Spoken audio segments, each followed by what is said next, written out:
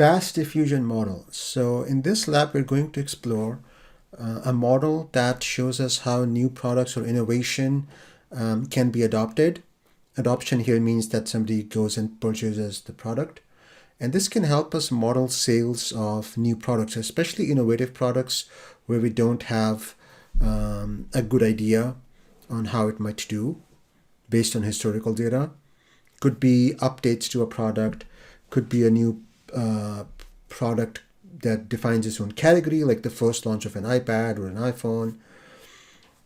And this is related to forecasting and planning, because when you have historical data, you can develop a forecast and build a plan off that. But what do you do when there is no historical data? And there are several options that we can look at when there is no historical data. So we can consider what we call using a proxy. So maybe I don't have historical data on sales of this product, but there's another product that was innovative, that had some similarities with this product, and I know how the sales of that product went. So I use that as a proxy. I say, okay, my assumption is the sales of this new product will kind of look like the sales of that product. So I can use the numbers of that product to make a plan for this new product.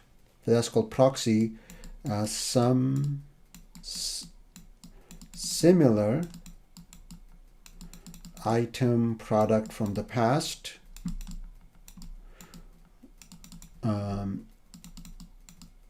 is used to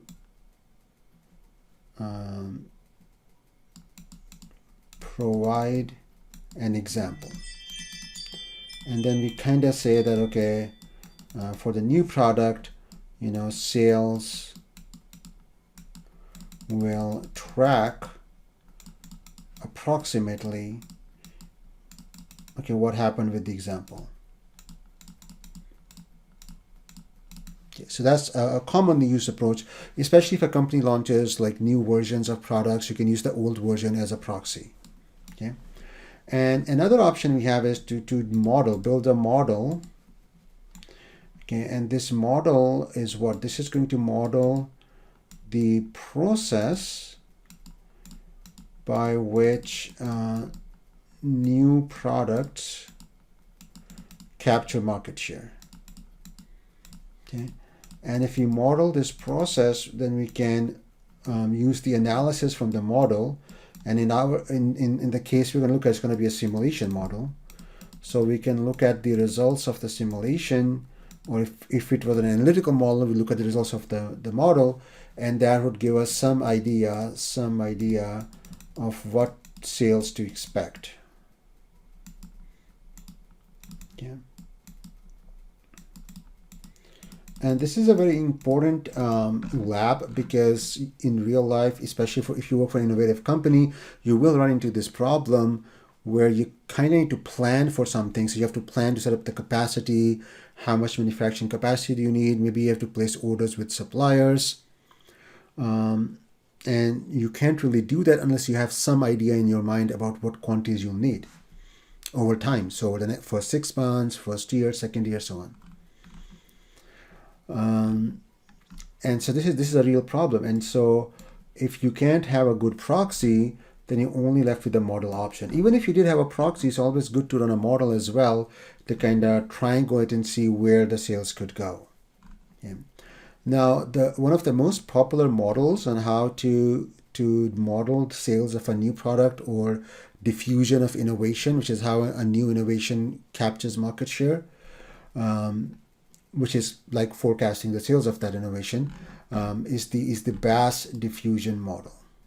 Okay, BAS is after the name of the person who kind of came up with it, and so we're going to do that in this lab. We're going to build a BAS diffusion model in Anylogic, run the simulations, and kind of see what we get. So if we go to the document for the lab, it explains this a little bit, makes an interesting point in the beginning that according to the BAS diffusion model, okay, a lot of new product sales and innovation of diffusion of innovation happens that they start out slow. So the sales is increasing slowly. So if you look at the slope of this line, it's along the x-axis here, slope is 0, and here slope is infinity, right? So the closer this line is to the x-axis, the lower the slope, and the closer this line is being a vertical line, the higher the slope. Okay, because slope is change in y over change in x, and x for us is time, over time, and this is sales. So sales are not growing much initially; they're very slow. So, if a lot of times humans just project trends linearly, so it might be tempting to just project this forward after you observe some initial sales and say, okay, sales are going to grow at this slow rate. Let me just fix this. I kind of made it increase. The red line should.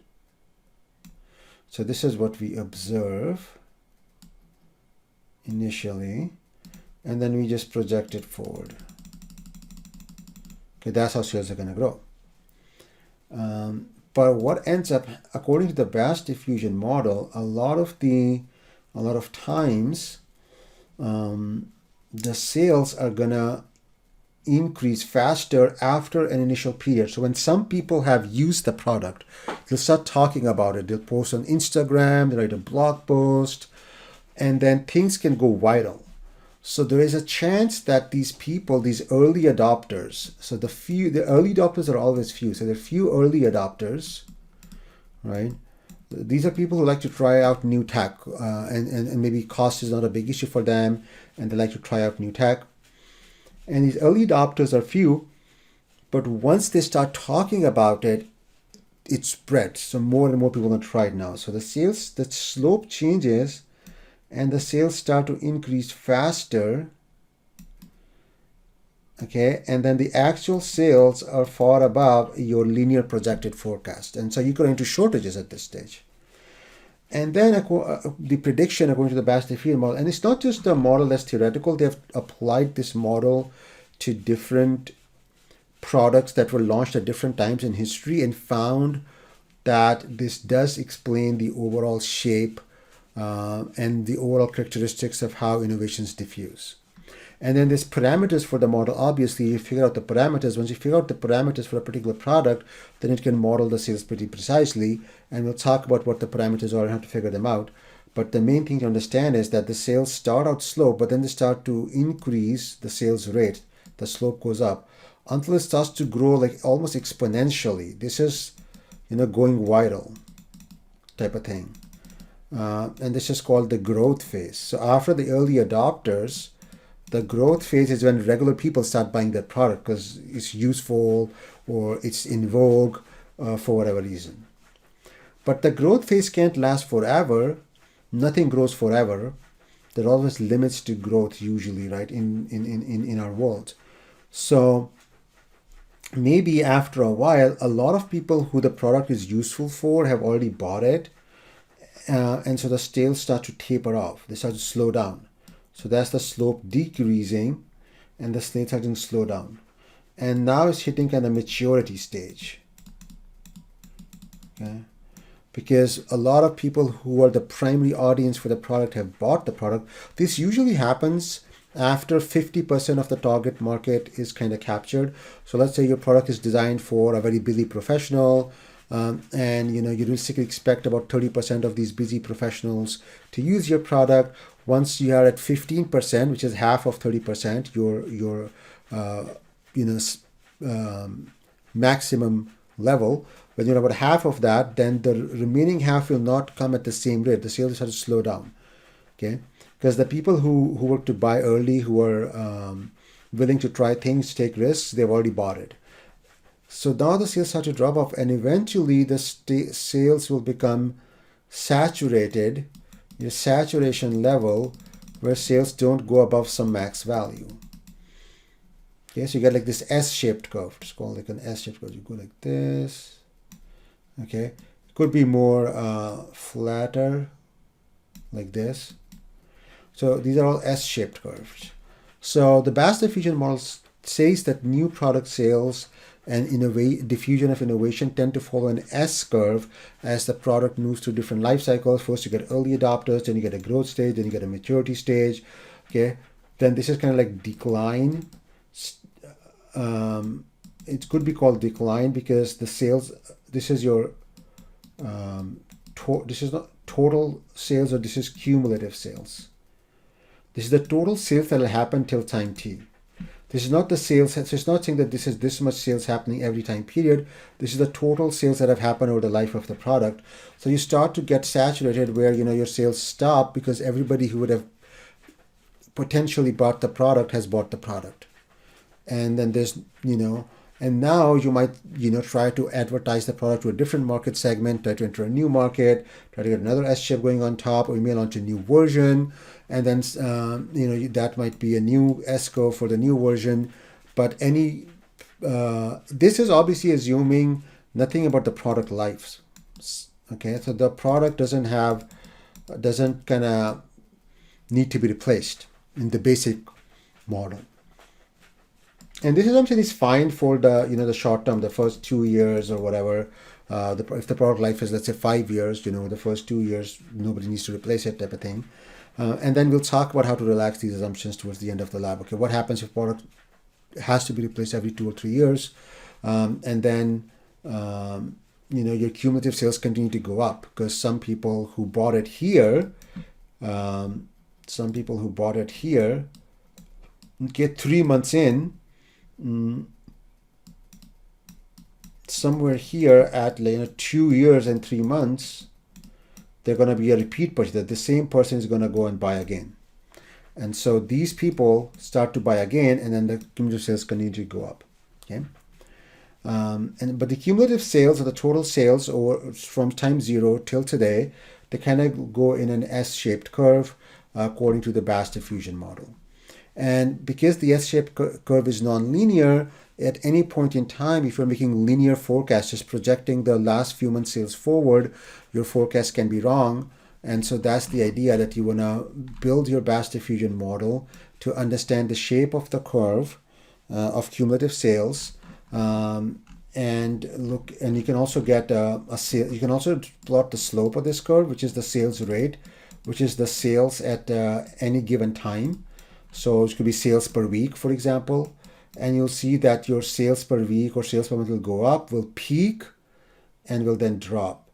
And it could go to 0 if you just completely stop selling after you've saturated the market, or it could just go to some low level where people whose products gets damaged by a replacement or something. So you're just gonna at a replacement rate type of thing.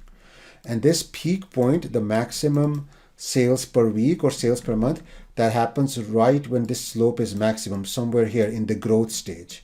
When the product goes viral, that's where you have peak sales rate, peak sales per week or sales per month. Okay, and so you can see that because the Bass diffusion model says that what we have studied in past innovations and what we expect to see is this S-shaped curve for cumulative sales, or sales per unit time, like a sales rate, sales per week or sales per month. We see this sort of a bell-shaped curve. And so we should keep that in mind when trying to project sales for new product. Again, remember, this is product level, and a lot of forecasting techniques you might have studied, like Holt-Winter's model with trend and seasonality, those techniques like the Holt's model, Holt-Winter model, time series model, they work really well at a little bit higher aggregate level than product. So they work very well at product category level. Because in a product category, you may have like 50, 60 products. Some are new, some are old, some are with a short life cycle where they need to be replenished or replaced, right? And so all these curves kind of average out, and you could get like a trend, like a linear trend over the long term, or you could get all sorts of things happening. Even for certain products like, I don't know, brand milk, you might have like an average level where the sales continue with some seasonality, right? So some products these techniques apply to very well, and they also apply very well at the product category level. But for some products, especially innovative products, these techniques don't apply well because the product goes through slow start, then a growth spurt, and then a maturity stage like an S-shaped curve. And then these techniques don't work very well with these sorts of S-shaped curve or bell-shaped sales rate. This is what you're trying to forecast sales per week or something that goes up and then comes down. It doesn't keep going up. And so these techniques with a trend, they will, if you apply, like say, whole winter, it would work approximately. So it will always be trying to estimate the trend. So it might go a little bit here, then it'll catch up to the trend.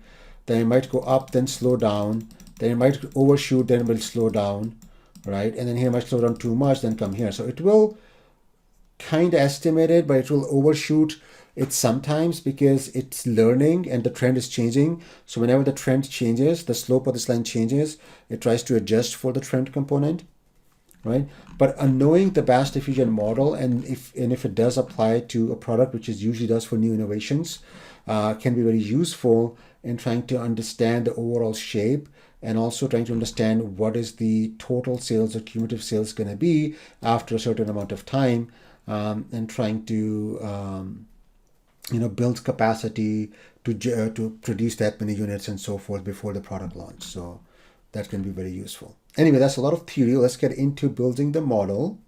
Okay, and I explain how the Bass diffusion model works. So please read that. I'm going to quickly go over, a couple of main parameters that are very important to figure out for this model. The first one is the total population. So the Bass diffusion model, okay, wants to know the total population that can potentially adopt this innovation or potentially buy your product. Buy/adopt. Okay. And because in the Bass diffusion model, we have some adoption rate, some people are adopting at every unit time. The total population, it will eventually, whatever number you put here, the Bass diffusion model the S curve will max out at that number, total population. Okay.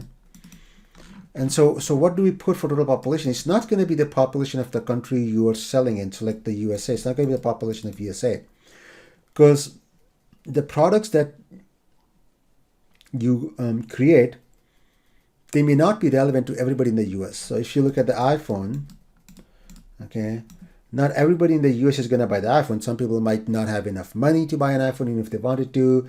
Some people in the USA are very old. They may not want to learn a new technology. Some people in the US are very young, like babies, toddlers. They don't need a phone. They wouldn't have a phone. Their parents wouldn't buy them a phone. So you can almost never use the total population of the country when you're building Bass diffusion models. And so the write-up here talks about, okay, what do you use? So you can try to find the total addressable market, which is going to be maybe for iPhone, you say, okay, my TAM, my total addressable market, is going to be people 12 years and older, because maybe parents will buy a phone for their 13-year-olds. You can make it 14, whatever number helps you, or 16 or 18. Right? So let's say we say our total addressable market is 12 plus years old. Okay. And because the iPhone is kind of expensive, they should be making at least $40,000 per year in their income, or they'll be dependent of someone who's making this income, like the child of somebody who makes this much money or more. So that's 40,000 or more plus. And so if somebody's making this income and has this age, or they're dependent of somebody making this income and they're 12 plus, then we can potentially see them as buying an iPhone. So we can get that number. Let's say that number is 100 million. Okay. Then Apple might say, okay, we have never had a product that reached every single person in the total addressable market, because there are going to be some people who don't like the product. So no matter how well we design the product, some people in this TAM, total addressable market, are not going to like our product. Maybe some of them work for our competitors. They don't want to buy our product. Maybe some of them hate Apple, for whatever reason. Not everybody in this 100 million will buy an iPhone. And so maybe Apple says, okay, my market share in electronics is roughly 30%, of all electronics sold in a certain category, like laptops or whatever.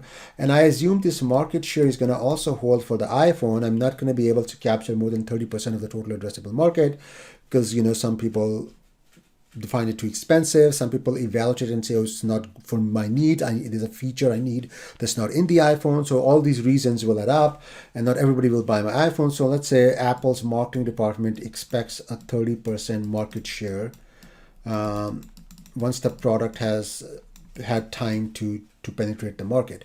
That's like maybe this is their target market share. Maybe they say, okay, our target is to capture 30% of the market. Maybe this is something they expect based on historical data. It could be something they expect from market studies. You could do a market study and capture how many people like Apple products and consider buying Apple products, and maybe 30% of people do that. So a market study could tell you that. So based on market study or past market share or a target that they have set based on these market studies and past market share, we have some number of the market share that we expect to get. So we can multiply this market share estimate, 30% of the total addressable market, TAM, which becomes 30% of, let's say, 100 million people. Okay. And then what we might say, okay, best case, after several years, we'll be able to, or maybe a couple of years, we'll be able to sell 30 million units of iPhone. That'll be our penetration. So this is 30 million people is our total market size for the Bass diffusion model. Total population, sorry, not market size, total population. 30 million is our total population for the Bass diffusion model. So you need this parameter to be able to run the model. You need to have an estimate of the total population that is likely to buy your product once they become aware of it, and things like that over time. So not all of them will buy it immediately. There'll be early adopters, then there'll be like a growth stage, but eventually in the long run, we expect to be able to have this many adopters. Okay, so this 30 million people will be adopters of our new product. So that's a very important parameter. If you get this wrong, the model's output are only as good as the parameters you give it. So you have to really work with marketing to really see what number we expect. And the good thing about models is you can try different models. So maybe you run the model 1 with 30 million people, but then you say, okay, maybe that's too optimistic. What would my sales look like if my total population that's relevant to this product is only 20 million? So you run model 2 with just 20 million total population. And you can see how things differ. So you can create a range of outputs, a range of possibilities. Okay, a range of possibilities that are what your possible sales will look like year upon year as you launch the product. And this could give you one data point, and this could give you another data point, and you get an idea of where your sales are going to go. Okay. Obviously, the more accurate this figure you start with, the more accurate the results of the model. So in the Bass diffusion model, how do adoptions happen? There's 2 pathways in the basic model. You can obviously extend the model to simulation model. You can do whatever you want with it once you get the basics down. But in the basic model, there's 2 ways for people to adopt. So what we do is we have people who have not adopted, so they're potential adopters. Why are they potential adopters? Because they're part of this total relevant population that we already defined, and everybody in this total population is potential adopter. They can adopt our innovation. And then we have adopters. So the way you move from potential adopter into adopter, you buy the iPhone or whatever product we're talking about, is one, you could be moved by an ad. So advertising, there's some marketing expense. So you see an ad and you really like it. You say, I want to try this product, right? Or you might be moved by word of mouth. This would be somebody comes and talks to you or shows you the phone. So maybe your friend, or you go to a party, you meet somebody, and they have an iPhone or the product, and they show you, oh, this really cool product I got. You see it on them and you really like it, and then you go buy it. And somebody walking into like an Apple store and trying it out, will put it under this for now. So this could also be retail stores could give you word of mouth. Okay. If you want to extend the model, you might model sales outlets or something as a third channel, where people get influenced. So maybe somebody goes to an Apple store for something else, and they like the iPhone and they buy the iPhone. But in the basic model that we're going to start with, is just a word of mouth and advertising. Okay. So somebody here, either the ad influences them or disinfluences them, and then they just go and buy the iPhone and they come into this other group.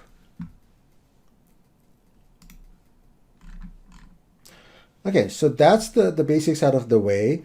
So what you need to remember is you have a total population parameter in the Bass diffusion model. Total population is never the population of the whole country.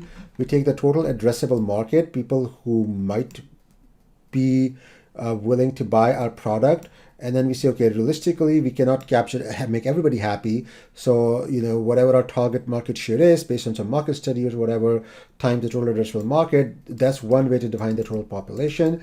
You can find other ways to estimate, okay, how many people in the long run, if everything goes well, everything plays out as we want it to, what will be our market penetration? And then you can take that market penetration and convert it to a number and say, okay, if my market penetration is 40%, how many iPhones does that equal? Or how many people will become customers, will buy the iPhone, and then get the total population. So we have total population, and we have two mechanisms, advertising and word of mouth. And we'll also need to figure out their effectiveness. So advertising, if 100 people see an ad, how many are affected? Maybe it's 1%. Maybe 100 people see an ad and 1%, 0.01 fraction of the people who see an ad get affected and they buy the iPhone. And for word of mouth, you also need to know the effectiveness. So if somebody goes and shows their iPhone to 100 people, maybe 3 of them go ahead and buy the iPhone. Maybe this is more effective than the ad. And so you need to figure out these effectiveness parameters of each mode of reaching your customers. And then with these parameters, you can then go and build the Bass diffusion model. So now that we have the theory out of the way, let's get to building the model. Okay, so we can go to Anylogic and do File, New Model. Okay, and you can browse to change the directory where your model will be saved, or at least take note. So for me, it's under Documents. It has a Models folder. It's going to save the model in there in its own folder, and I'm going to call it Bass diffusion model. This is for a video, so I'm going to call it something like that. You could call it whatever you want. You don't have to add video. You can call it lab 2, and so on. Now this is important. Model time is, you can change it later, by the way. So if you make a mistake, you can change it later inside the model too. But this is important. We're not going to be modeling in seconds. A lot of times, if diffusion of innovation for a new product happens over months or years, so I'm going to pick years, okay, because I'm probably going to run it for a few years. And the thing is that if your model time units are years, by default, any plots you make will sample the data yearly based on these model time units. So if you run it for 8 years, you'll just get 8 values on the plot. And that's too little, but what I can do is for those plots, I can tell them to sample the data more frequently, like once a month or once a week. And so even if you choose years, that doesn't mean you're limited to just gathering information per year. You can also gather information at finer time units. Similarly, if you choose months, you can still gather information daily or weekly. You don't have to be gathering information per month. The model time units are just useful because some things work with just the model time units, and so whatever units come most naturally to the problem you're solving, it's good to pick those. But for displaying data and stuff like that, you can always adjust the units, or at least the sampling rate on how many observations it shows. If it's showing you per, like, a new point on the plot per month, or is it only giving you the point at the start of a year and then the point at the next start of the year? So you can adjust that always. Okay. So we're going to pick years for now, and we hit finish. So it's taking, setting up the project, setting up the model. Okay. And hopefully you're a little bit familiar with Anylogic now. These are different blocks or elements available to us to make our model. And these are my favorite. So, certain blocks, like if you go here, you can kind of right click it and click add to favorite. So whatever blocks, which could be in any palette that you use a lot, you can add them to your favorites. You can see I have a lot of blocks from the agent library and the process modeling library in my favorites. But you could do whatever blocks you want. Today we're going to be working mostly with the system dynamics library, which is right here, because we are going to build a model that's sometimes called a system dynamics model. System dynamics is useful to capture rates of change and flows between different quantities. So the flow from potential adopters, people who have not bought the product, to adopters, people who have bought the product. It's also can be used to model things like infection rates, just like product diffusion, where a product diffuses in, viral infections can diffuse to the population. So you can use a system dynamics model to model that, like the spread of COVID and things like that. Anyway, this is actually a big area in operations and supply chain. In some universities like MIT, there's like a full course on system dynamics modeling, a full semester length course. So at least you'll get an introduction through this lab, which is useful. So I'm going to click in the main area and first set my zoom level to maybe 150%, or no, maybe I'll set it to 200%. That depends on your resolution. So you may not need to change it, but I have a high res monitor, so things look kind of small, so I can change the zoom level to make things look nice. These are the properties window. Okay, so we're going to have 4 parameters, okay, that are going to kind of control the model. Parameters are values that are like inputs to the model. So like the total population I mentioned earlier, which is the people who are likely to buy your product at some time after they've been affected by advertising or word of mouth, all those people, which is often a market share times total addressable market type of calculation. So that's one parameter. So we can drag the parameter and here, and then I can go here to the name property and call it total population. Okay, and the lab tells me it's going to be 100,000. So we're going to model, we can set the default value here to 100 and then 3 zeros, 100,000. The other 3 parameters I need are contact rate, ad effectiveness, and adoption fraction. So contact rate captures how many people does a person who's adopted a product meet in a year? Because remember, model time units are a year. So the contact rate is going to be per year. So the lab tells us to use 100. So on average, a person who buys our product, whatever it is going to meet and talk about the product with 100 people over a whole year. That's about 1 person every 3-4 days. Okay, if you think that's unreasonable, people meet a lot more people, you may put a higher number. If you think, well, most people don't know 100 people in real life, people are just lonely and they sit and chat with ChatGPT only or something, you could put something like 10 or 5. So whatever you think is appropriate goes here. Now you should validate this number. See, all these parameters need to have sane values. If the parameter values are garbage, the model output is going to be garbage. We call it garbage in, garbage out rule. If you feed garbage to a model, you get garbage out. Okay, and you might want to get a cup of coffee or something to help you, through this model, because it's a lot of fun and you want to be energized while you're building it.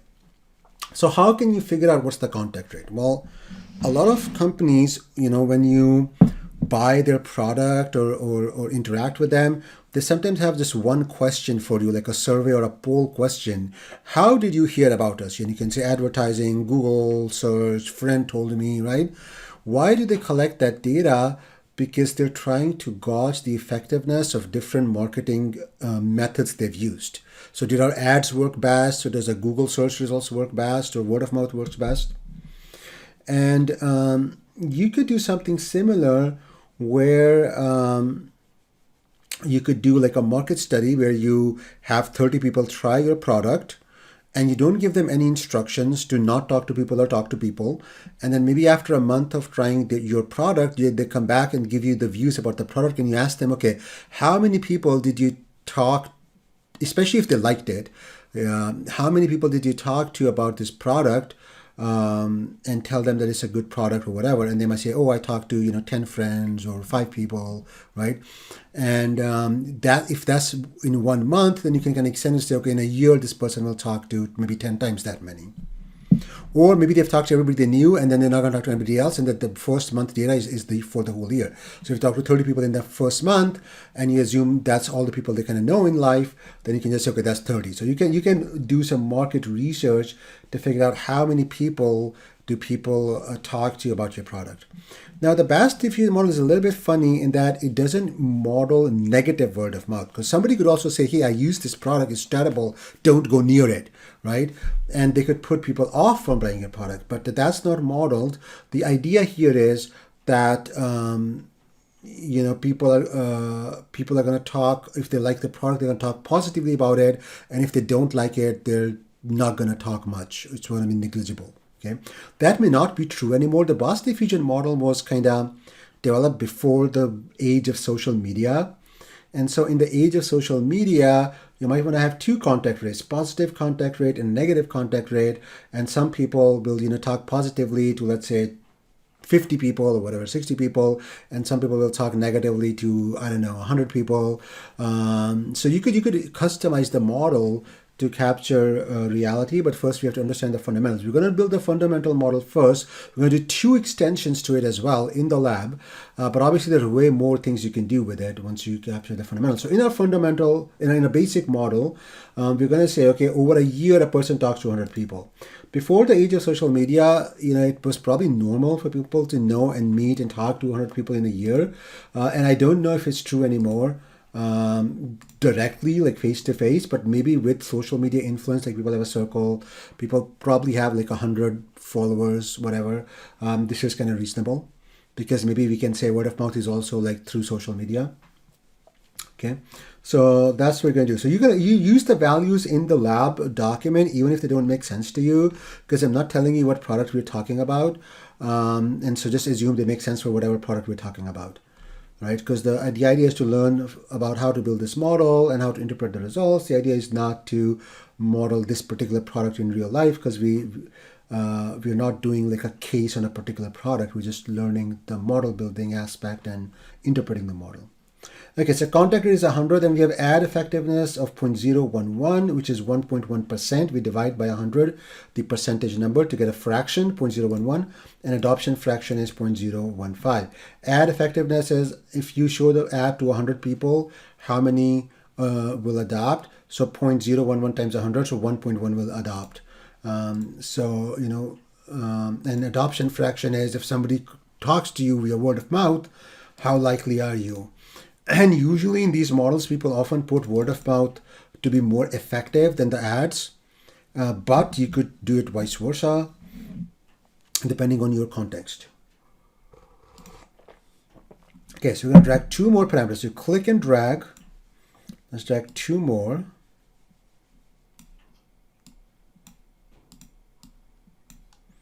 Okay, so I need ad effectiveness. So remember, things are case sensitive. So my A is capital, and then E for effectiveness is capital. Okay, and that's 0.011. And then this one is going to be adoption fraction. This is to do with word of mouth. Adoption fraction has to do with word of mouth, because 0.015. Okay. Remember I talked about how there's 2 channels, advertising and word of mouth. So this is about word of mouth. This is about the advertising. Okay. So I've put the 4 parameters in, and I've set their default value, like their values. And now,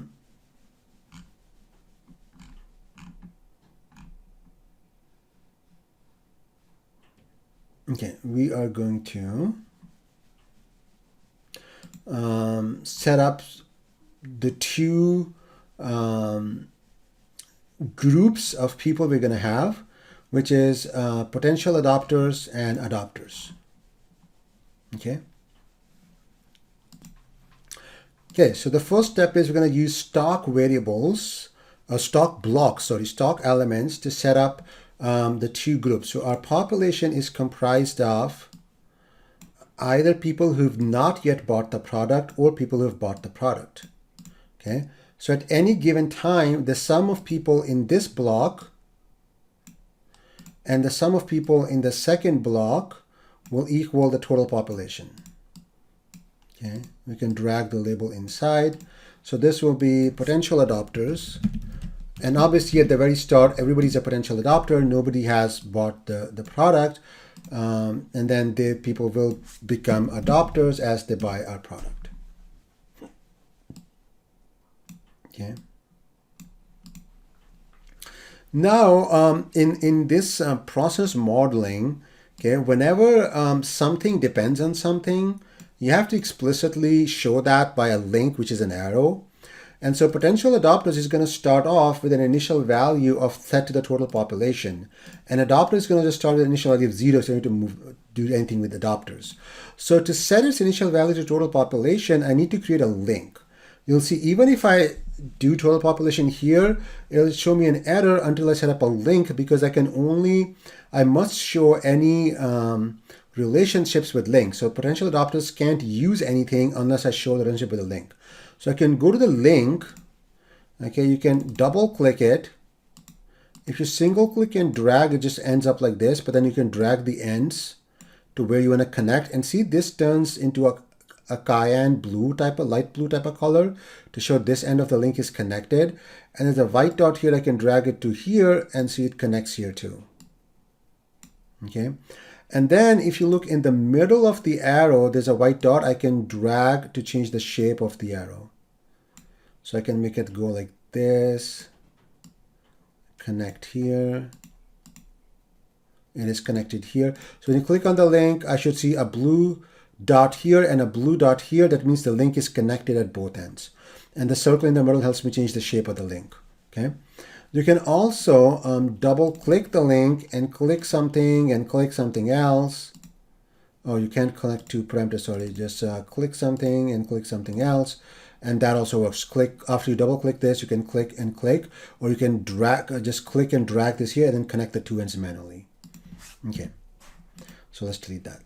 This is a dotted line because parameters can be used as the initial value. This is like an initial value type of relationship. So now I can go here, and here it will show me an error.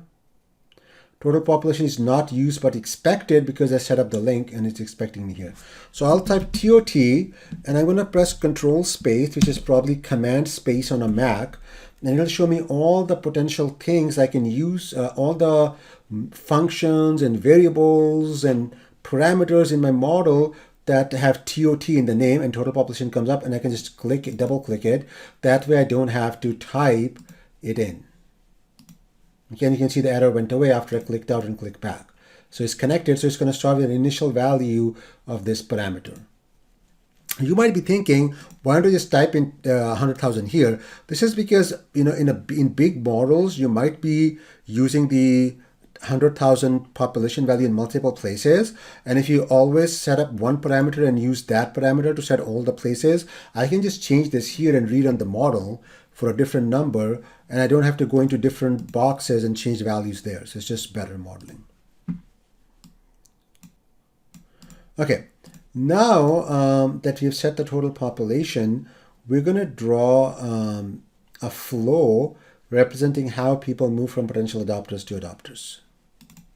So the way we set a flow is we can double click this flow element and then click the starting and the ending point, or you can click and drag it here and then connect the ending points just like a link. So double click flow, click adopters, go to potential adopters, click again. That's the flow setup. And you can see that in system dynamics, it shows this valve thing, like it's like I guess based on idea of pipes and valves. This is a pipe, and the valve, whether it's open all the way or open less, determines how much the rate of flow is, how quickly the potential adopters become adopters. So this is going to be called adoption rate. Okay, and the value of the adoption rate is going to depend on different things, and that I'm going to set up later because it depends on the effectiveness of the ad, effectiveness of word of mouth. So I'm going to set up all of that in a while. And I'm just going to click and drag this in the center. Okay, now I'm going to need to use some dynamic variables. What is the difference between dynamic variables and parameters. Parameters don't change while the model is running, but dynamic variables are values that keep changing while the model is running. So the effectiveness of word of mouth is going to change over time. Why?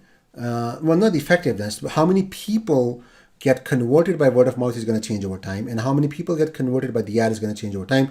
Why? Because you're converting potential adopters. In the beginning, there's lots of potential adopters. Everybody's a potential adopter. Nobody's adopted the innovation. But over time, this pool is going to shrink and shrink and shrink. And so you're trying to reach the last few customers for your product, and it's harder to get a lot of customers because the pool from which customers come now is smaller. So you're going to see how that works in a while. It'll make a lot more sense. So let's follow the lab. And so what we're going to set up now is capturing adoptions from advertisements. We're going to set up a dynamic variable called adoptions from ad. Okay, so we call this one adoptions from ad. So how many people adopted based on the ad? Okay, and then what we're going to say is that the adoptions from ad depends on potential adopters and ad effectiveness. Ad effectiveness is my parameter. Potential adopters is this people here. How many people are there? So I can say this is going to be potential adopters times ad effectiveness. Okay, and make sure you spell them properly. What you can also do is type POT and press Control space, and here's potential adopters star, and then type ad and Control space, and here's ad effectiveness. That way you spell them correctly because you didn't type the whole word, you selected from a list, or you can just type it, but make sure carefully you get the names right. And you might be saying, hey, how could I type in that formula? Now this variable depends on this parameter and this stock. Stock is this rectangle, which is like a group of people in our case, because there's no arrows here, because remember we said we can only use variables when you have arrows between them.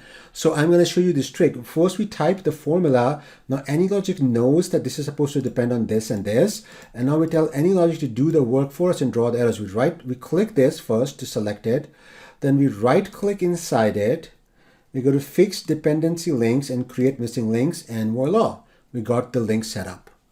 And I have to manually drag link and connect and all of that. So that's really fast. And I'm just going to click this and then drag the label to the left so it's not going to be cut by the link. And so if you see the lab, that's the picture you should have. Ad effectiveness, potential adopter is going to adoptions from ad. And because I call it adoption from ad, I'm going to make it follow the lab document called this adoption from ad. Okay.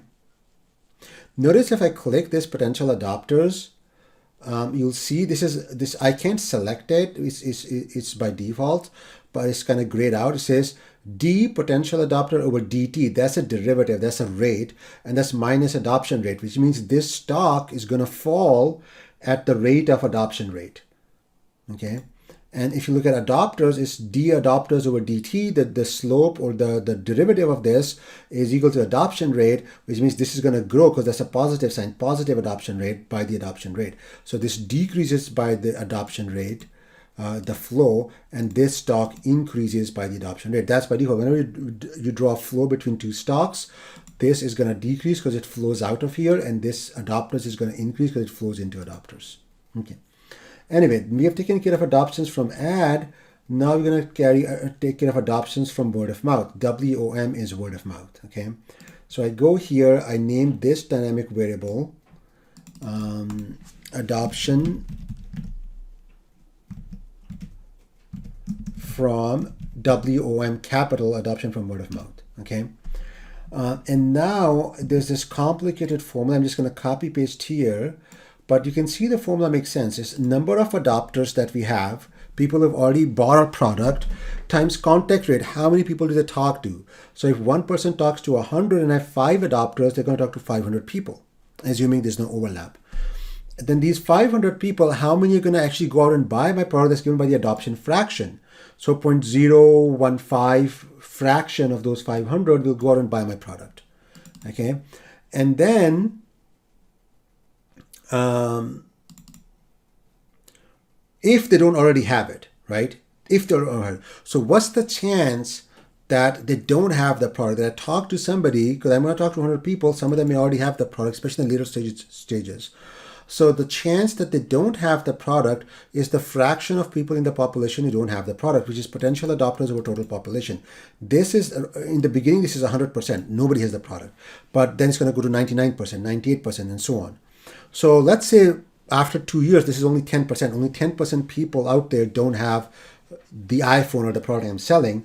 Then the probability that the 100 people I talk to, what proportion of them don't have an iPhone is going to be 100 people times 10%. Okay, that's going to be just 10 of them. And then my word of mouth can only work on 10 of them because the others have already have the product. So there's no point in word of mouth for them.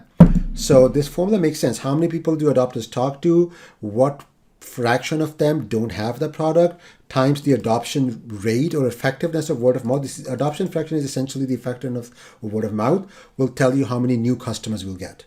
So I will copy paste this formula, okay, into our formula here, delete the 0, make sure the spellings are correct, and delete this empty space and the dot, because you copy from where you got this formatting.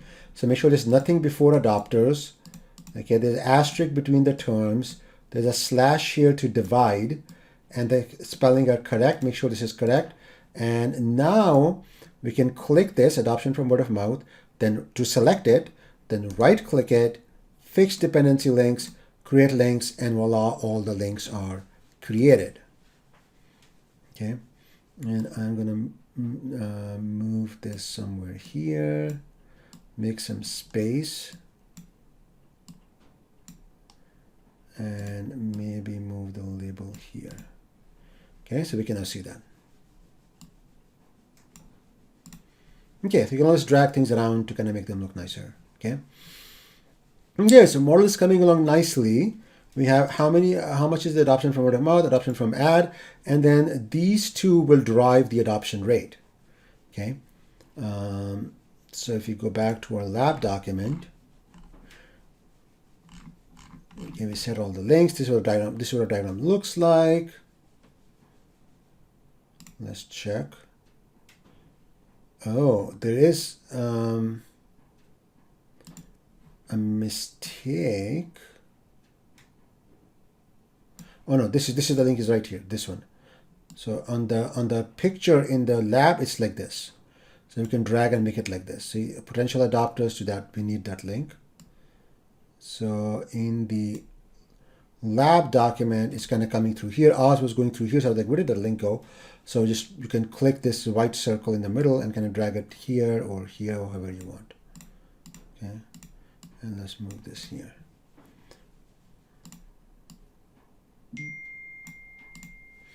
Okay, potential adopters, and we got, there should be a link between total population and this as well, because we have total population at the very end, and somehow it did not create that, did it? Total population. Oh, this is misspelled here, right? See, it's called total population instead of population. So we have to fix that. See, spelling errors can really mess you up. So it's total population. And now if I click it, right click it, fix dependency links, create missing links, there we go. That's the link that was missing. And we can move it down to make it look like that. So we click the link, find, you may have to look closely. Well, you can just click and no, that'll just move it. You find the circle right here on the link and then move it like this.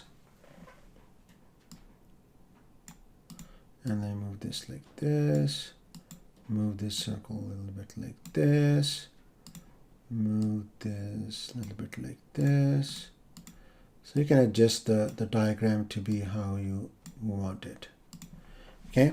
So now our picture looks like this. So let me fix the formula in the Word document. So it's population. Okay. That should be correct. Okay. So our diagram, does it look like this? Yes, it does. So we're making good progress. We're almost basically done with the base model.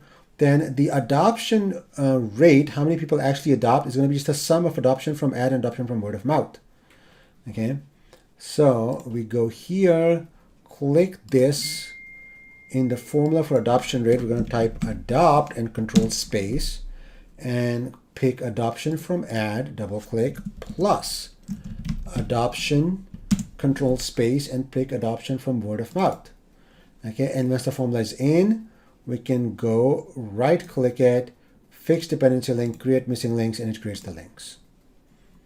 Whenever you put a formula, all the variables that you depend on, you have to add formal links to your diagram. Okay.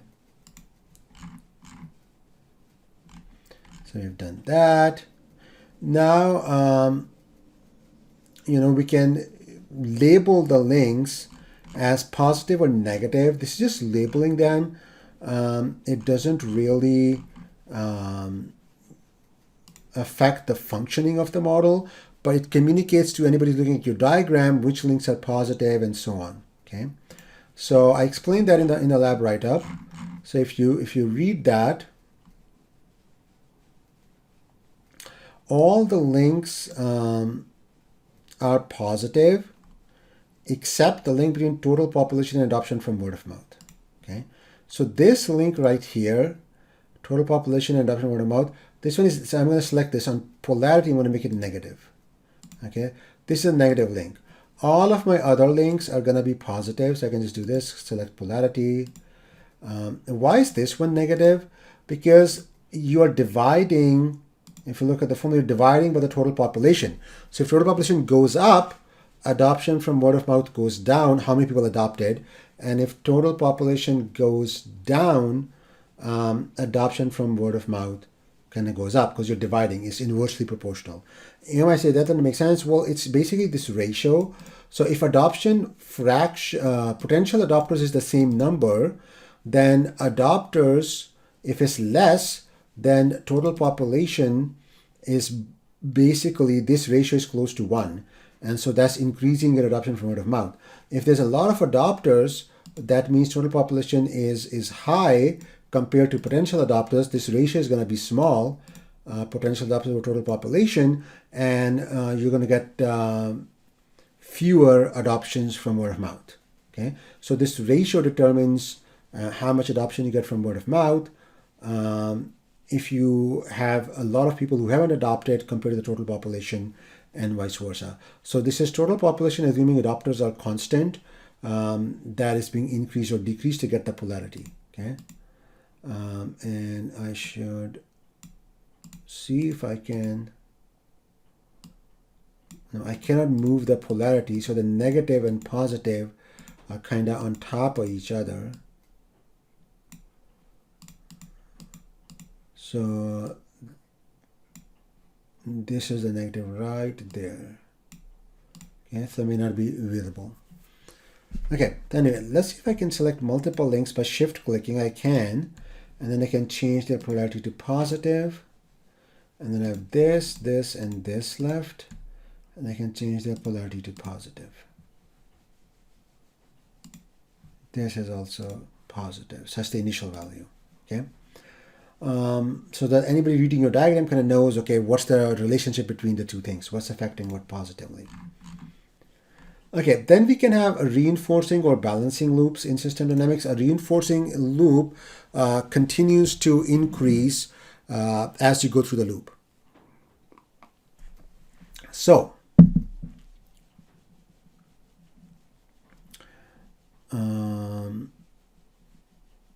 and a balancing loop, as you go through, as something increases, it decreases something.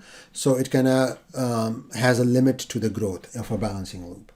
It's not a positive feedback loop. Okay. So in our model, adoption from ad increases the adoption rate.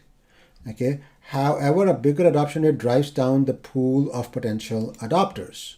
As potential adopter decreases, it drives down adoption from ad. Okay. And so this is going to be a balancing loop between adoptions from ad and potential adopters and adoption rate. Okay, so we can label this as a balancing loop. So this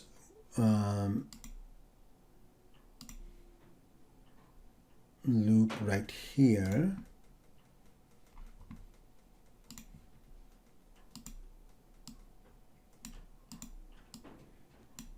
This loop right here, potential adapters, this loop is going to be a balancing loop. So I can drag a loop label here, type balancing, okay. Set it to counterclockwise and type balancing, okay. So this is going to be a balancing loop, because as adoption format increases and increase the adoption rate, this decreases. When this decreases, it decreases adoption format. So it has a limit to it, because as potential adopters drops, the adoption format will decrease. But when the start of height increases this, that decreases this, that decreases this. So it balances itself in a way.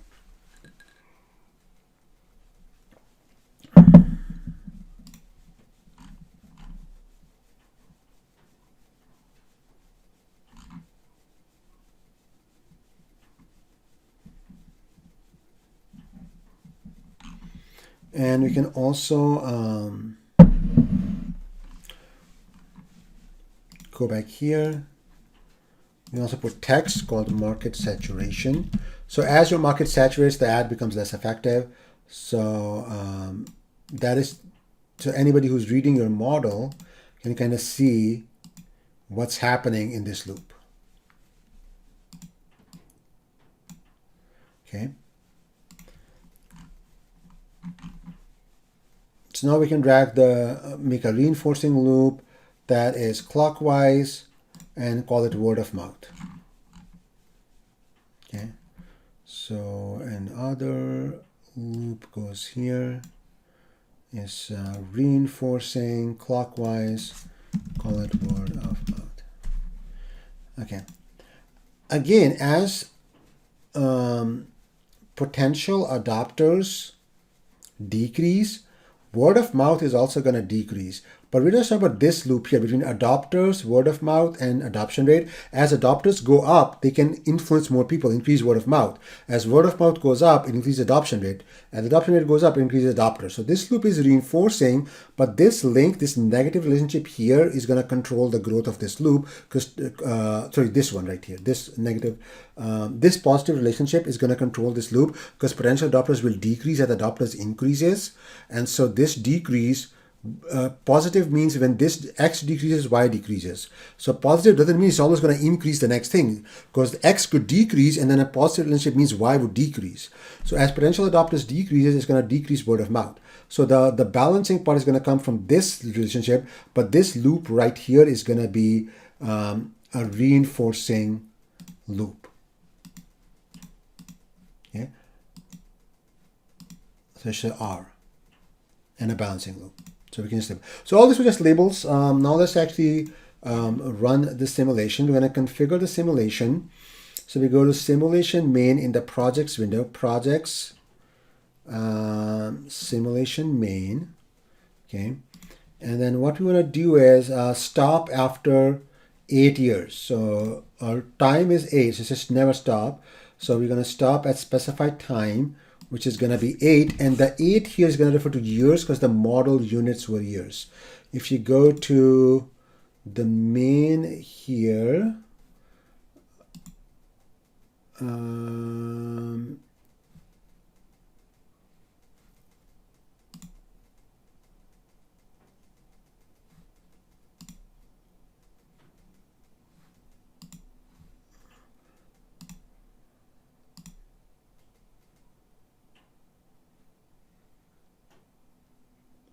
use model time. See, it shows years. So the model units are years right here under main. So it shows you the model units. So this says on simulation main, we're going to say stop at specified time at 8 years. Okay.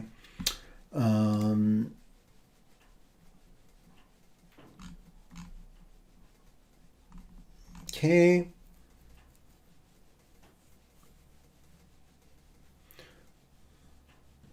We're going to see, so given that we're running the model for 8 years and our unit says years, the model will collect only 8 data points, which is not enough to see what's happening over time. We want to see smooth graphs and stuff. So what we're going to do is we're going to go to the main, in the projects, we're going to go to the main tab, and then we'll set the recurrence time to 1 month.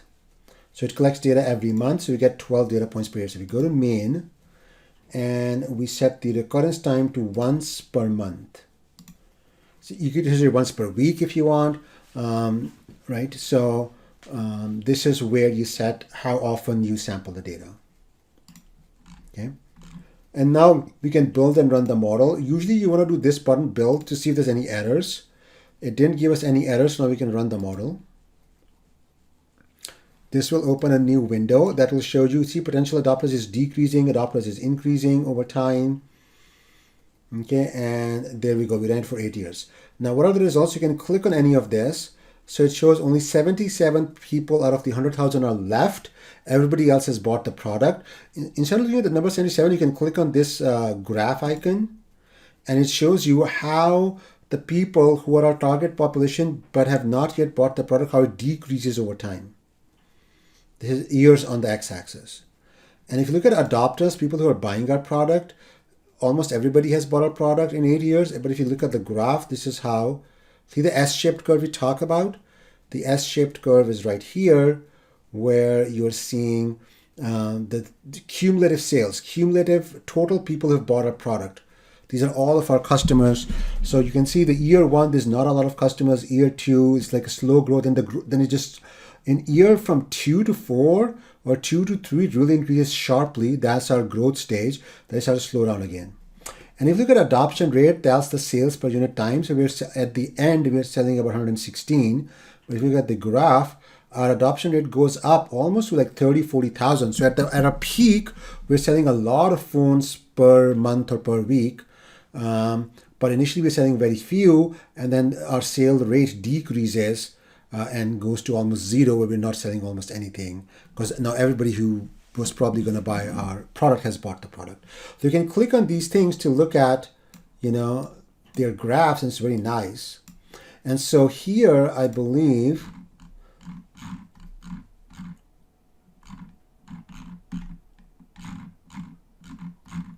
and then we're going to add the plots. Okay. So yeah, so that means simulation is running correctly. But instead of having to like manually click and see the plots, we're just going to add the plots to our display, so we get shown, so we can see how these plots get created over time, and we can just see them without having to click and drag and click all these buttons. So let's do that. Now we're going to add charts. Use time plot chart. Okay, so we go to, okay, so this is the model. This is another model that I can just kind of close, but you wouldn't have a second model here because you probably have only just one model. But make sure you're working on you select the, if you have multiple models open, make sure you select the right model when you change this configuration main, this simulation main elements to 8 years, and then you go to main and you pick recurrence time to be 1 month. You're picking the right model, and you can also save your files as you work. So let's go back to the palette, go to analysis, see the time plot, drag 2 time plots, okay, because we're going to do 2 of them. Okay, no, this is not correct. Delete. I dragged a plot. If you drag plot by mistake, it's a little bit more involved to set it up. Time plot already sets the x-axis to time, which is what we want.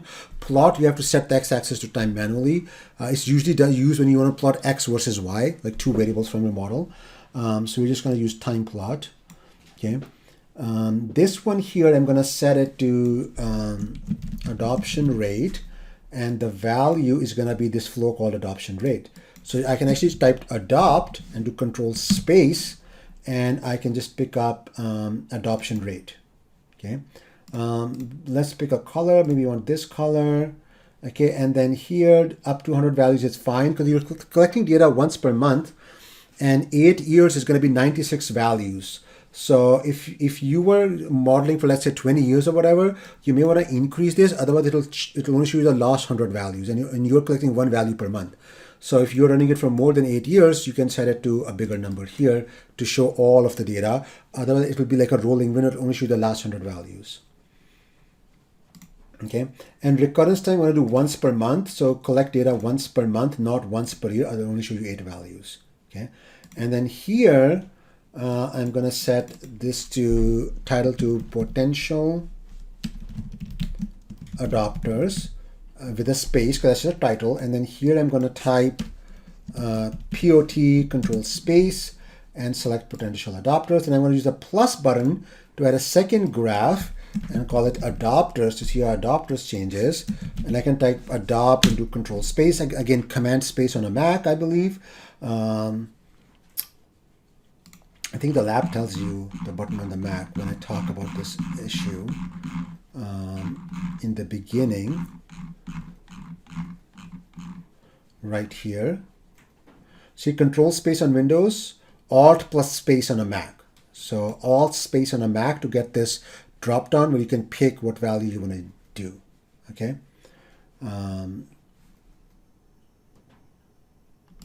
Let's go back to adding charts. Okay. So apologies, I said command space on a Mac. It's Alt space on a Mac and control space on Windows. So I type adopt, control space, and I can just do adoption rate. That's my, no, not adoption rate. I need to see adopters. Adopt. Okay, control space, adopters. That's what I need here. Okay. And again, recurrence time set to 1 per month. Otherwise, you only see 8 values and the graph won't be smooth when I collect data once per month. 100 values is fine because in 8 years, I have 96 monthly observations. And now let's run our simulation. And now you can see these graphs change. See, adoption rate is going up. Okay, so I didn't change the x-axis to only go to 8 for 8 years. So that's why it's so squished up. It's going up to 100 years on the x-axis. So I need to fix that. Time window, not 100 model time units, 8 model time units up to 8 years. And here also the scale should be 8 model time units or 8 years. So now let's run our model. And now you'll see the adoption rate and the potential adopters falling, adopters rising. And you can see our nice BAS diffusion model expected results. BAS diffusion model expects potential adopters to go down in an S shape like that, and adopter to increase in another S type shape like that. Well, this is the inverted S shape. And then the adoption rate to go up and fall down like a bell shape. So this shows that our basic BAS diffusion model is working correctly. Okay. Now this is where you want to take a screenshot, put in a Word document for your deliverable, so you can just run it. And obviously, when it's running, you can press the plus button to run it faster. Okay. And then this one, you want to, in Mac, you can do Command Shift 4. In Windows, you can do the sniping tool and create a screenshot of this, and then copy it and paste it into a Word document that you're going to submit for your lab. So that's your first deliverable, showing that you have successfully done the basic BAS diffusion model. Okay. Now notice this adopters curve. If I move my mouse over it, you can see the values. So the 2.24 is the x-axis value, and adopters 17,226. That's how many people have bought in 2.24 years. So if I want to say what will be my sales in the first year, you can just move down till the x-axis says 1.0 right here, and adopters is 2503. So based on this BAS diffusion model, I expect to sell 2,503 units in the first year. To figure out your sales for the second year, note down the sales in the first year, then move along the curve until the time shows 2.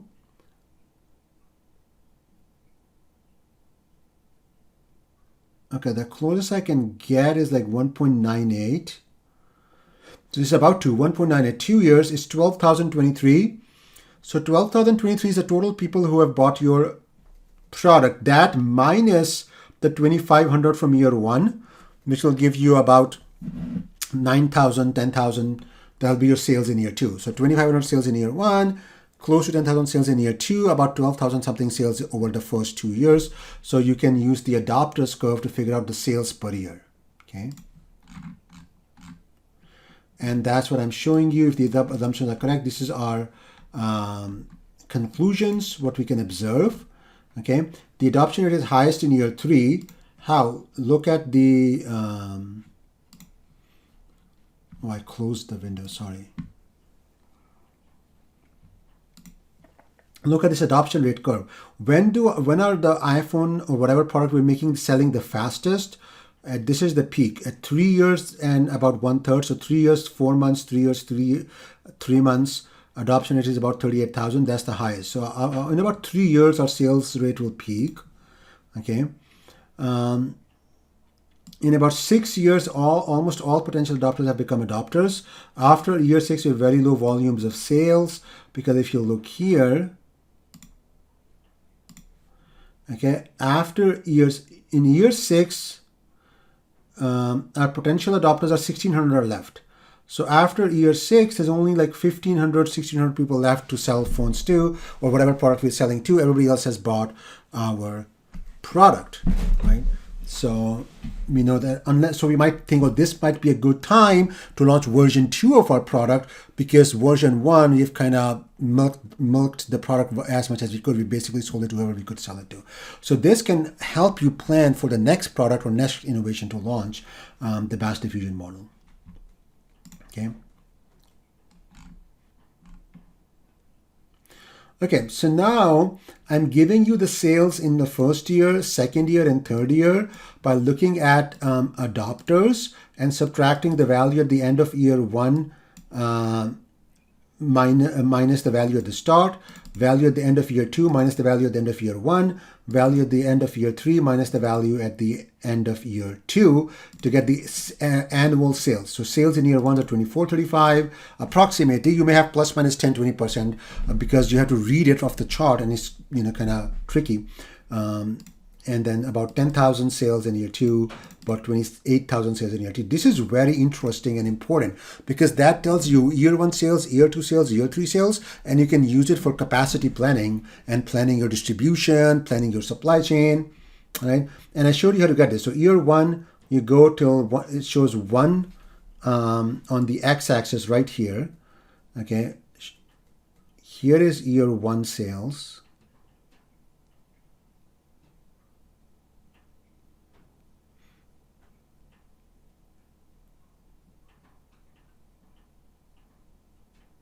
For 982397, and then here is year 2 sales, and then here is year 3 sales. Okay, and so you subtract year 1 sales from sales at time 0, which is 0, to get year 1 sales, and you subtract adopter value at 2 from the adopter's value at 1 to get year 2 sales, and the value at 3 minus the value at 2 to get year 3 sales. Why do you do the subtraction? Because this is cumulative sales. Adopter's curve gives you the cumulative sales, so you subtract year 3 from year 2 to get the sales that happened just in year 3. I hope that makes sense. Okay, so I filled out the table for you for ad effectiveness of 0.011, the default value. Now, what if we want to say, what if our ad is really not that effective and its only effectiveness is 0.009? Then what you do is you just change this one parameter called ad effectiveness to 0.009, and you rerun the model to get your new adoptions curve. Make it go faster. And when you get the new adoptions curve, just check the sales. So after year 1, my sales are now 1967. Before they were about 2,500 or 2,400. And year 2, my sales are going to be 10,340 minus the 1,900, so about 8,000 something. So my sales have dropped. So you can fill out this table. Year 1 sales minus 0. Year 1 adopters minus 0 is year 1 sales. Year 2 adopters minus year 1 adopters is sales in year 2. Year 3 adopters minus year 2 adopters is sales in year 3. So you fill out this table and then take a screenshot of this table after you fill it out, put it in your Word document. That's your second deliverable. So you can show me that you know how to change the parameters, rerun the model, and reinterpret the results. I'm going to set it back to the default value of 0.011 for the next part of the lab. So we are done with the basic past diffusion model, and we are also done with interpreting how to look at the sales per year and all of that stuff. So now we're going to add in a product lifecycle and allow for repeat purchase. So, you know, your iPhone dies after 2-3 years, or it's too outdated, you know, you buy a new one.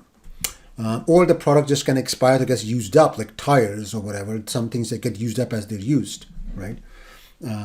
So let's say we're going to model repeat purchases, and we're going to have a shelf life after which the product needs to be replaced.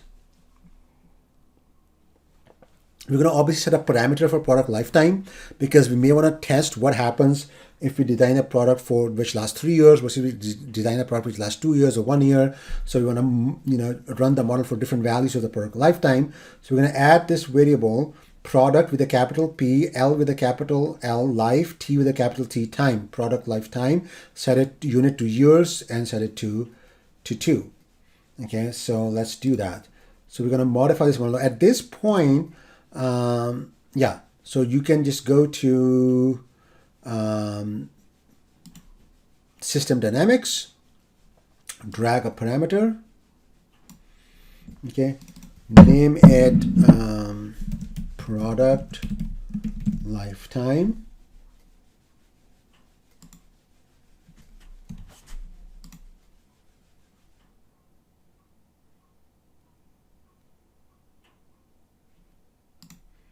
to 2. Okay, we can change the type. We can leave it double 2, it doesn't matter, but you can change it to time and make it years, because it looks, it's better to call it time in years so we understand the units of this.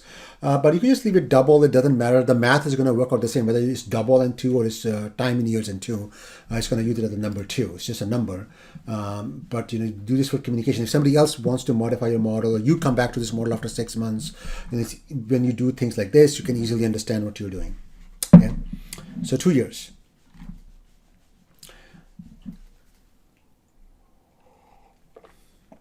Now, when somebody moves into adopters, after 2 years passes, they need to go back to potential adopters, because now their product has stopped working. The 2 years are up, product is used up. They are now without a product. Anybody without a product is a potential adopter, not an adopter. They were an adopter, but now they need to move back to potential adopters so they can then make a repeat purchase.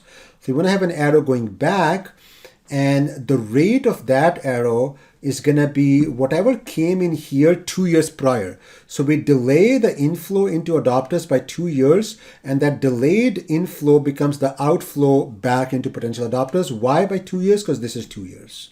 Okay, so that's what you're going to set up. Okay, so I'm going to show you what to do that.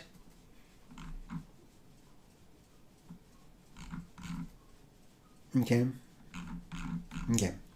so I want to set the return flow to be like this: goes up, goes left, goes down. Because if you just click here and drag left for the discard rate, the people whose product is used up, that arrow is going to go on top of the adoption rate arrow, and you're going to see like a weird, like, you know, 2 arrows on top of each other. So the best way to do it is to draw a long arrow. Sorry about that. Click flow, double click flow, click and go like this. Double click at the end. Okay, I'm gonna do it again. I messed up a little bit. I clicked in the middle. So you double click flow, then you click somewhere out here, then you just click and let go, and you're just dragging the mouse. You've not clicked. And now here you're going to double click to end it. If you just single click, it'll keep going. So you want to double click here, double click. Okay, and now it's not, the cloud show it's not connecting anything. We're going to connect it soon. I'm going to label it discard flow. Okay, and that's the product discard rate. And maybe I can make it a little bit shorter, but dragging the white circle here, make it shorter. Now I need to bend this leg down here and bend the arrow down here. So somewhere here, I'm going to double click, see this blue line going through the arrow? While this is selected, when I click and select it, if I double clicked on the blue line anywhere, it's going to add a white circle and create a joint, which allows me to bend the line. So I double click around here and this adds a joint, and now I can click this white and drag it down to adapters, and I can also drag it here to make it like a nice corner. Okay, and then I make similarly I click here somewhere, double click, I see a white circle, that's a joint. Now I can drag this white circle down, connect it to potential adapters, and it bends there.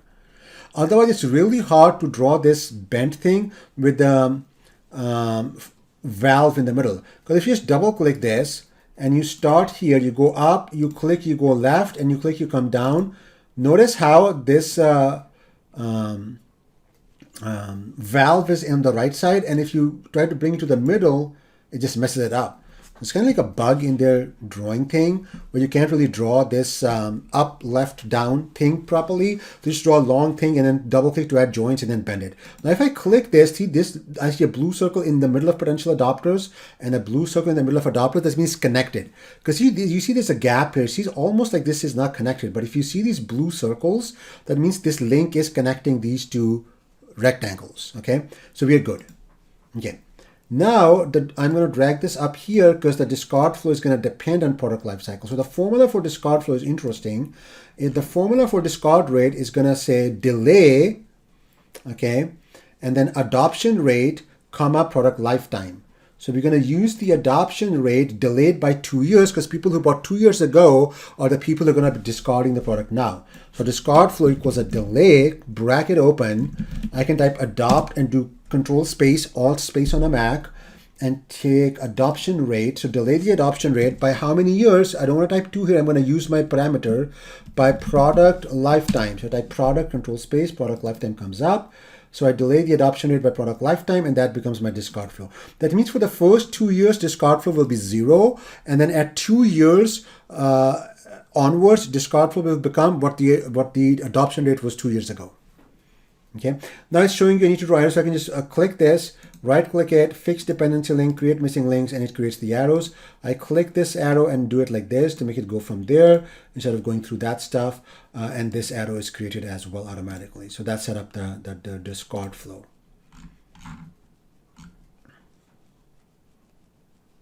Oh, and the other thing we can do, you want to watch the discard rate, view it on this graph here. So I can just do a plus. And here I can call it discard rate title. The value will be discard rate without a space. You can type discard and press control space to see it. And let's type di control space. And discard flow is right here. That's what we want to plot. Double click. Okay, make sure time window is 8 and recurrence time is 1 month. Orange is okay, maybe fine. You can pick whatever color you want. Let's run our model. And now see that for the first 2 years, there's no discard rate, but after 2 years, we get a discard rate because people who bought at time 0 and near time 0 are trying to discard the product. And see, our adoption rate never goes to 0 because of repeat purchases. Because potential adopters is never going to be 0 because adopters from 2 years ago become potential adopters, then become adopters again. Okay. So one thing, we keep selling because product life cycle is there and the product gets used up and you rebuy, so people keep rebuying. And look at our adopters and potential adopters. Our adopters grows up, then it's kind of stabilizes around that value, and then potential adopters comes down and stabilizes around this value. Notice now I can no longer look at the difference in adopters to figure out how much my sales are. Look at adopters in year 6, 65,000. Adopters in year 7, 67,000. That doesn't mean only 2,000 people or 1,000. It's actually about 66,000. 66,000 versus 67,000. It's not just 1,000 people bought my product over year 7, during year 7, because adopters have an outflow and an inflow. So the people flowing in is being masked by people flowing out. So I can no longer just look at the value here and subtract the value the year before to get how much sales happened because of the outflow. Whenever you have an outflow, you can't use the trick we used previously. So now we're going to see, okay, how do we get sales per year with repeat purchases. Okay, we can't just look at adopters anymore. So what we're going to do is, just to capture the sales happening, I'm going to make another stock. It's not a real group of people, just a virtual group of people that's going to calculate my cumulative sales. Okay, so I'm going to have cumulative sales and a sale rate coming in. Okay, so I can close this, and I'm just going to call it cumulative sales.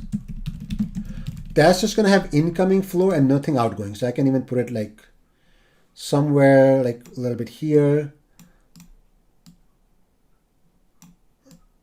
Okay, or maybe let me just put it here. Move this closer, this here, make some space. Okay, and then I'm gonna double click flow, and then click, double click. That's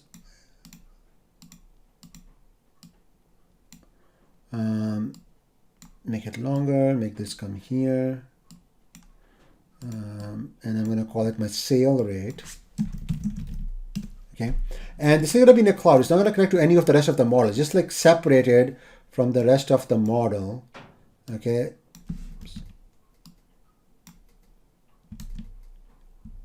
I can just kind of move it whatever I want. Okay, it's just going to be separate, just to keep track of my cumulative sales. And then to keep track of my cumulative sales, it starts at 0. I'm going to set the sale rate equal to the adoption rate.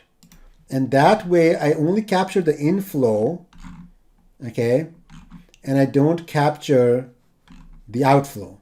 So if I go to my sale rate, I set its value equal to, just type adoption rate, make sure the spelling are correct.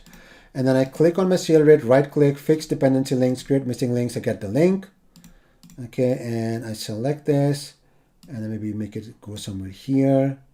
Okay, and now I can plot my cumulative sales. So I'm gonna get a new time plot. Okay, and I'm gonna call it cumulative sales, and the value is just gonna be cumulative sales. Okay, and let me pick a color that's a little bit darker.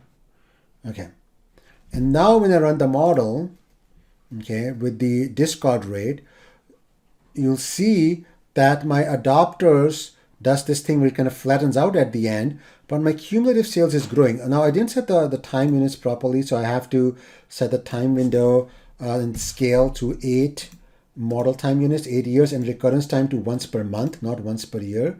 So I forgot to do that setup to set the things properly, so it looks nice. Now let's do it. And now you'll see that the cumulative sales continue to grow even though my adopters kind of flattens out because of the inflow-outflow thingy. Okay, so you can see cumulative sales are still growing. And they're going to continue to grow because people are going to run out of product and then become adopters again. By then run out of product, I mean the product lifetime is over and they discard and buy it again. And so now this cumulative sales you can use to find your total sales in any year. So year 1 cumulative sales, you know, are about 2,431. Now look at after year 6. At year 6 is 142,000, but year 7 it's about 175,000. Okay, so that's a good almost like 30,000 plus sales in year 7. Okay. Remember, before product lifetime, sales were about 0 after year 6. There was no more sales. Everybody had become an adopter. But because of the product life cycle, they discard and buy a new product, right? And you could also think of this as a new model. So every 2 years, you launch a new model, and some people discard the old model because it's used up. It's no longer working as well, and then they become adopters of the new model. So you could think of it like that, or you could think of it like just buying the same product again. Because the life cycle is over, right? And obviously we don't want to make them automatically buy the new product because they may decide not to immediately buy a new product. So they go to become potential adopters, and then advertising and word of mouth works on them. We could make it where they don't become potential adopters, but we have a new stock of people who are have experienced our product before. So they are potential adopters with experience, and then we have a different adoption rate for them, maybe driven by their past experience, and we could modify the model to do that too. So this arrow would then go to potential adopters with experience block, a separate block, and then a separate inflow would come to adopters from that with a different adoption rate, maybe a higher adoption rate or whatever. Okay, so we could do all sorts of modeling like that. But this shows you how to add product lifetime into your BAS diffusion model. Now, the last thing we're going to do is, you might notice if you run this, just notice the numbers here, adoption from ad and adoption from word of mouth. Look how much bigger adoption from word of mouth is compared to adoption from ad. Most of our adopters are coming from word of mouth and very few from adoption from ad. See, these are decimal points, 360 people only, and this is 33,000 people. So ads are not, once you get a good amount of adopters, the word of mouth overtakes the ad by a lot. And so maybe we can just stop spending on advertising after the first year or first 2 years or whatever, and see how does that affect us, because we could save a lot of money if we just stop advertising after the first year, and then our adopters, just through word of mouth, do the advertising for us. So that's what you're going to try next. What are you going to do? Oh, so first up, you want to take a screenshot of this with cumulative sales going up. And actually what you want to do is drag it somewhere here so you can actually see it properly. And now with all three plots, you can just take a screenshot once it finished running. Right? So take a screenshot of this, put it in the Word document. That's your next deliverable. Okay, and then you also have to note down the sales. Start value of cumulative sales. Okay, this is going to be start value of cumulative sales. Okay, cumulative sales. And then the end value of cumulative sales, and different will be sales for the year with this repeat purchase model. Fill out this table. Again, you can do that by moving the mouse cursor along this curve and then take a screenshot.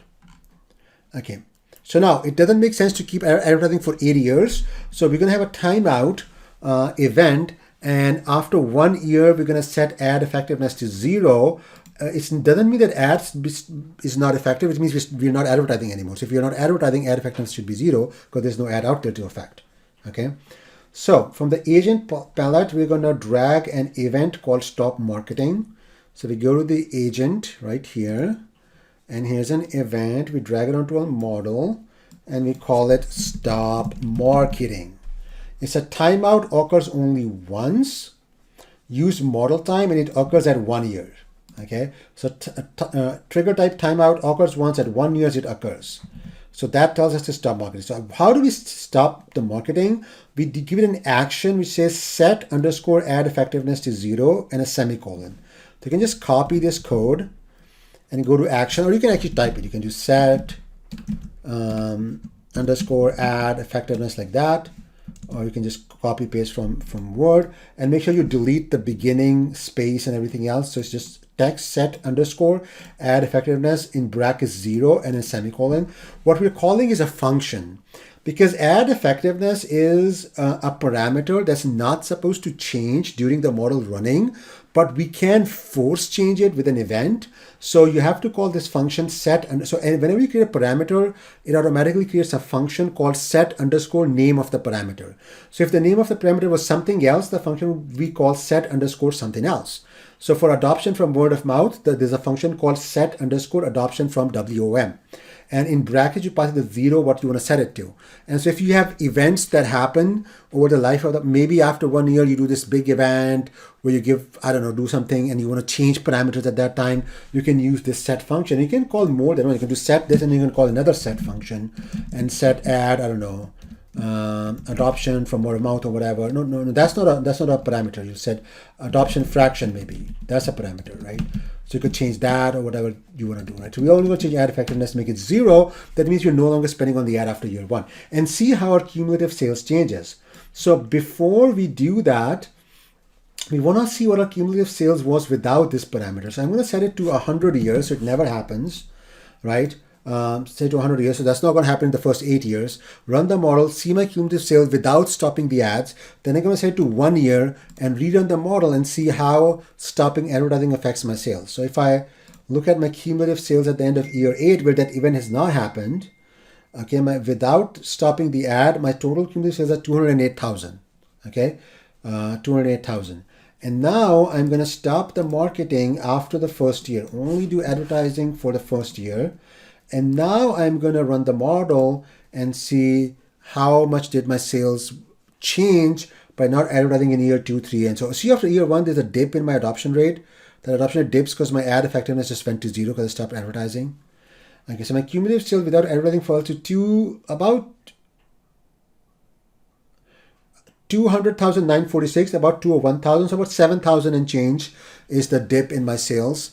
That's not too much, less than 4% change in my total sales by stopping the ad. So I can compare, okay, what's my ad expenditure over year 2, 3, 4, right, and 5, and so on, compared to sales of about 7,000, 7,500 units.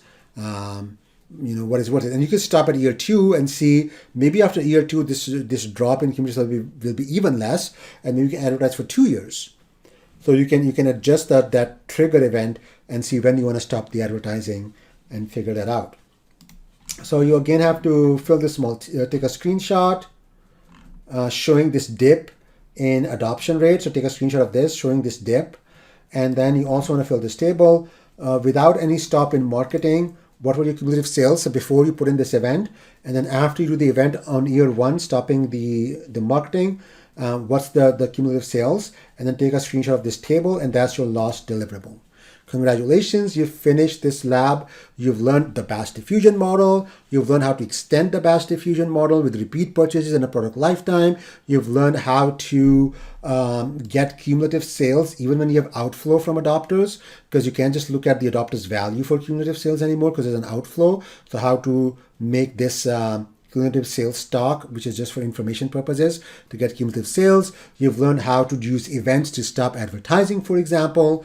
So you can now make quite realistic models about diffusion of innovation or adoption of new products, and hopefully get insights into new product launches that can help you plan the supply chain for them.